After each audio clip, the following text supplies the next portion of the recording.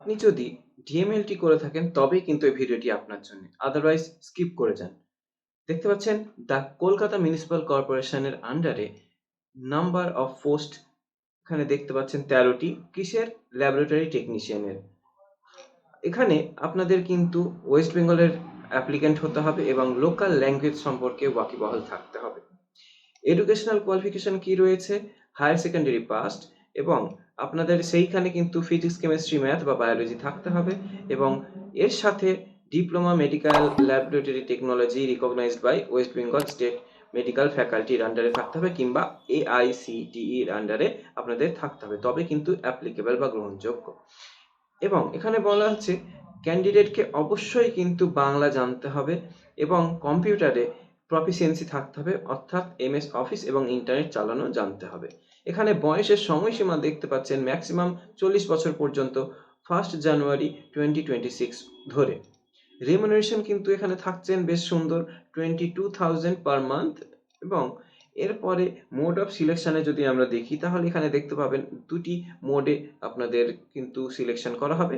Number rounding of cut mark will be granted, proportionate marking up to 2 decimal point will be considered। ঠিক আছে, এখানে selected candidates from the panel will be engaged in the declared vacancies and if any vacancies arise in future following non-joining etc, the panel will be unlisted for filling up the said vacancy of the post।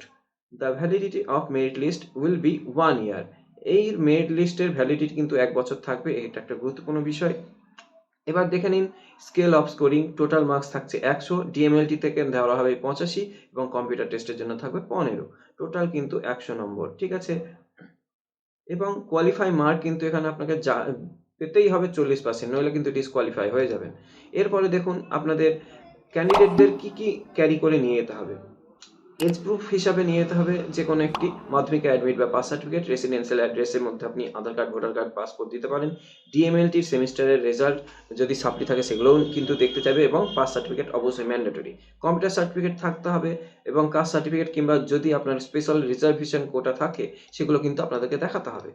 তো চলুন আজকের এই ভিডিওটি কেমন লাগলো অবশ্যই আমাদের সঙ্গে শেয়ার করবেন এবং ভালো লাগলে কমেন্ট করে জানাবেন এবং বন্ধুদেরকেও জানিয়ে দিন যারা এখনো এই খোঁজটি পায়নি।